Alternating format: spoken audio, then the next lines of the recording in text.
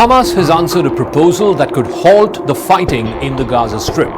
As part of the deal, Hamas will have to release the remaining hostages who are in its custody, and Israel, for its part, will have to allow more aid to reach desperate Palestinians.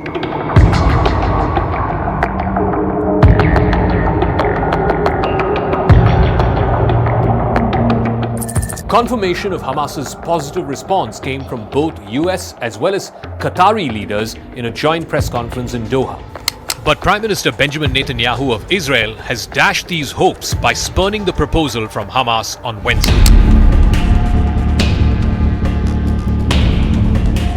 At a news conference in Doha with Secretary of State Antony Blinken, Sheikh Mohammed bin Abdul Rahman bin Jassim Al Thani, who's Qatar's Prime Minister, said that the negotiators, that is Qatar, Egypt, the United States, have received a positive response from Hamas.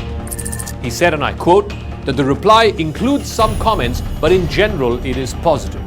He declined to offer any further details, but said the counter-offer had been delivered to Israeli officials. Sheikh Mohammed said that overall he was positive regarding the direction of the talks. Antony Blinken, who's on his fifth trip to the Middle East since this war began, also met with Sheikh Tamim bin Hamad Al Thani, who's the Emir of Qatar, and the President of Egypt, Abdel Fattah al-Sisi, in Cairo. There's a lot of work to be done, but we continue to believe that an agreement is possible and indeed essential. We will continue to work relentlessly to achieve it. That is what Blinken told reporters in Doha.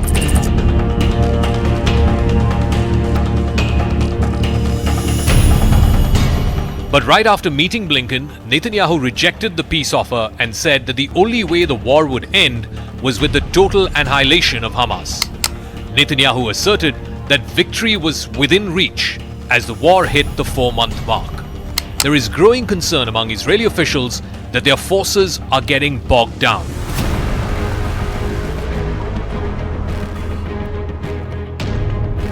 The Hamas reply, though, came as a bit of a surprise to both US and Qatari officials.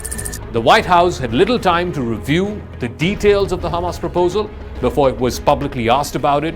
Qatari officials received the Hamas proposal just an hour before Blinken arrived in Doha for his first meeting.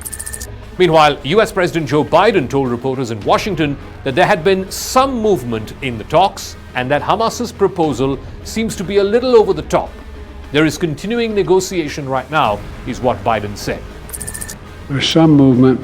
There's been a response from the opposition, but yes, I'm sorry, from Hamas, but it seems to be a little over the top. We're not sure where it is. There's a continuing negotiation right now. In a statement, Hamas has also said that it had dealt with the framework that was proposed by the intermediaries, Qatar and Egypt, in a positive frame of mind. It did not elaborate further on what exactly the details of this deal were. But the militant group did reaffirm its prior demands. Number one, that there should be a permanent ceasefire. Number two, the reconstruction of Gaza. Number three, the end of Israel's blockade. And number four, the release of all Palestinian prisoners who are in Israeli jails. Israel has not agreed to any of these set conditions.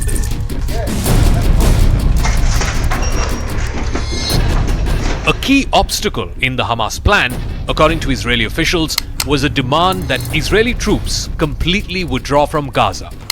Netanyahu has repeatedly vowed that his forces will not stop fighting until Hamas is fully crushed.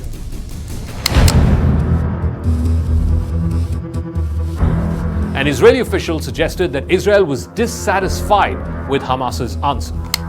Israel's understanding is that Hamas wanted a deal only if it ensured that Hamas continued to keep control of Gaza, and that would end the war. Now, both of those conditions have been rejected in the past by Israel. Israel sees only one end to this war, and that is when Hamas is fully defeated, meaning that Hamas will be forced to cede all control of the Gaza Strip. Israel's spy agency, the Mossad, has said in a statement that it had received the Hamas reply from Qatar, and its details are being examined in depth by all officials who are engaged in the negotiations. Both Egypt and Qatar have been key intermediaries negotiating with the leaders of Hamas. The proposal was initially put forth by the United States, and it could temporarily stop the war. Now, the nub of the deal is this, that Hamas would free all the remaining hostages who are in its custody in exchange for Palestinians who are held in Israeli jails. Also, as part of the bargain, Israel would allow more food, water, medicine, as well as other basic supplies into the Gaza Strip. But there are no explicit signs of consent from either side. And part of the reason is this. As these talks have continued between various emissaries, Israel's defense minister, Yoav Gallant, who's been leading this war effort, he has said that Israeli troops could be pushing further south into Rafah. Now, Rafah is the southernmost point between Gaza and Egypt. It's a crossing widely believed to be used by more than 1 million Palestinians who have had to flee this war. The United Nations says more than half the population of Gaza has fled since the start of this war. Israel's aerial bombardment, followed by its ground offensive and then evacuation orders. First, it was in northern Gaza, and then they have moved south. All of this has forced many million people to flee, not just once, but on multiple occasions. Rafah happens to be the last remaining point before the fleeing population is forced out of Gaza's borders and into Egypt. A proposal which Egypt is loath to accept.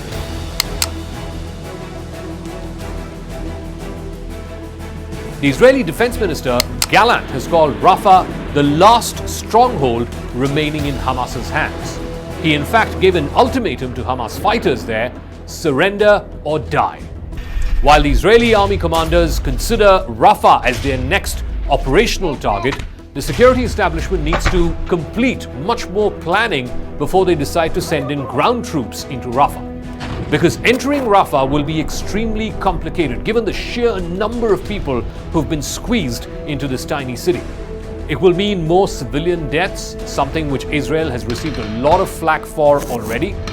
It was even taken to the International Court of Justice by South Africa precisely for this reason. The ICJ, in its verdict a few days ago, had explicitly asked Israel to stop murdering more civilians. Also, Israel will need to keep in mind Egyptian sensitivities if there is a mass-scale fighting that happens so close to the Egyptian border. Israeli leaders have vowed to crush Hamas after it led an attack on southern Israel on the 7th of October. That attack killed about 1,200 Israelis, and Hamas seized more than 250 hostages. Almost half of those hostages were freed by the end of November. Back at that time too, there was an exchange of Palestinian prisoners who were held in Israeli prisons. Since then, Israeli officials believe that at least 50 of the hostages have died in captivity. But they are hopeful that there may be more than 100 who are still alive. Israel's retaliatory bombing and its invasion of Gaza have already killed more than 27,000 people, according to Gaza's health officials. It has also forced more than 1 million to flee, and more than half of Gaza's buildings have been destroyed. But whether or not this peace proposal, mooted by the United States, Egypt, and Qatar, will be accepted by both Hamas and Israel, that is still a million-dollar question. Ultimately, it boils down to one thing: the pressure that the global community has brought to bear on Israel, and whether Israel's political establishment, including its current leader, Benjamin Netanyahu, can withstand that pressure, and B, whether their military objective of defeating Hamas and ensuring that Hamas cedes all control of Gaza, whether that is achievable in and of itself. Between these two realities hangs the fate of this peace proposal. All right, so now that the Israeli Prime Minister has rejected this ceasefire proposal, how does this war end? And is it going to end at all in the foreseeable future? Joining me now is Sharren Haskel. She's a member of parliament belonging to Benjamin Netanyahu's party. Thank you very much, Sharren Haskel, for speaking with us here on CNN News 18. So there was this proposal. It was offered by Hamas through, of course, the mediators, Egypt and Qatar. The United States was hoping that Israel would buy this proposal, but Netanyahu has flat out refused to. Can you elaborate for us why the Benjamin Netanyahu government is hell-bent on not accepting any kind of peace proposal, and they see the only plausible end to this war as the complete destruction, the annihilation of Hamas, which, at least at the moment, looks unlikely. Yes, the goal of eliminating Hamas is, we can achieve it, but we have to make sure that we reach two hands of Hamas. The first hand is the military wing, and we are fighting it.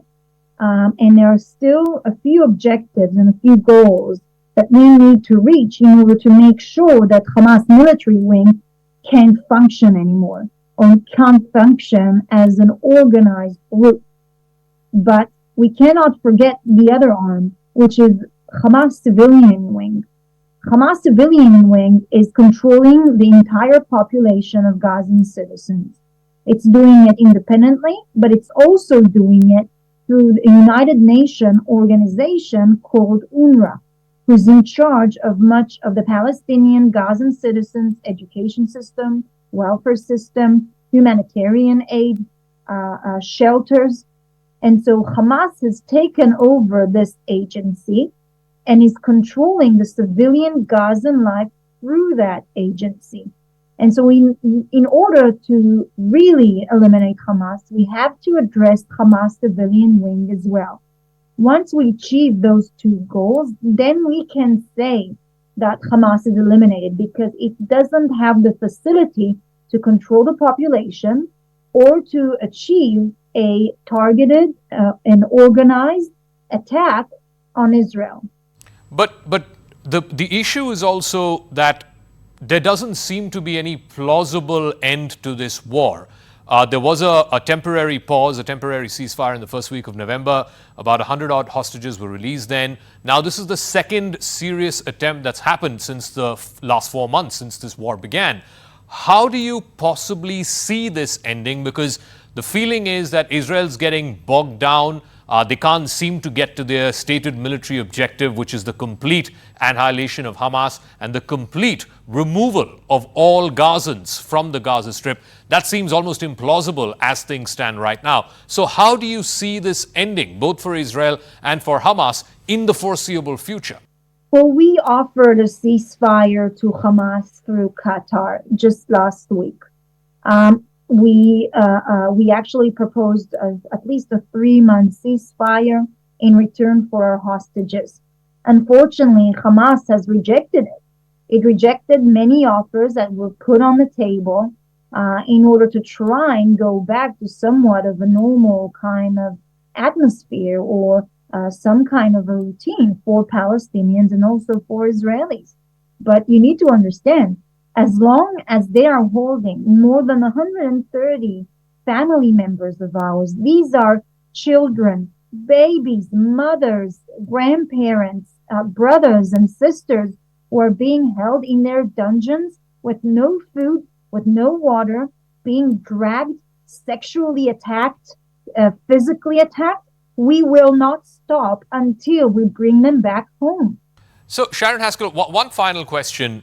The point is, and this is why Israel got dragged to the International Court of Justice by South Africa, the ICJ in its ruling had specifically said that Israel should ensure that there isn't a mass killing of civilians, that it should take care to ensure that civilians are not killed on a mass scale. This is what Israel is accused of, that there is a disproportionate number of Gazans who are being killed after what happened on the 7th of October. Yes, what happened on the 7th of October is absolutely condemnable. It is brutal, over 1,000 Israelis dead. And in response, there are more than 25,000 Gazans who've died. So the criticism against Israel is, unlike Hamas, Israel is a responsible member of the Committee of Nations. It has disproportionately targeted civilians in Gaza. How do you respond to that criticism? Well, absolutely not. I mean, the court in Hague has completely thrown out the accusations of South Africa against Israel. So legally, we can verify and say that they are spreading a complete lie. I mean, if you compare the numbers, and let's take the numbers of Hamas, that out of these casualties that we know they are exaggerating, they've exaggerated every single time, they say that 11,000 of them are in fact Hamas activists. if you search the casualty in comparisons of non-combatant to combatant, you see the smallest rate of civilians being killed in conflict in the last 30 years.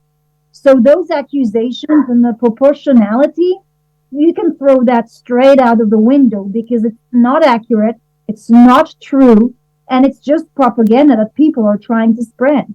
All right, Sharren Haskel, Israeli Member of Parliament, thank you very much for speaking with us here on CNN News 18. We'll see how this war, if at all, it moves in the direction of some form of ceasefire, some form of peace, and definitely some form of conclusion. Thank you. Thanks a lot.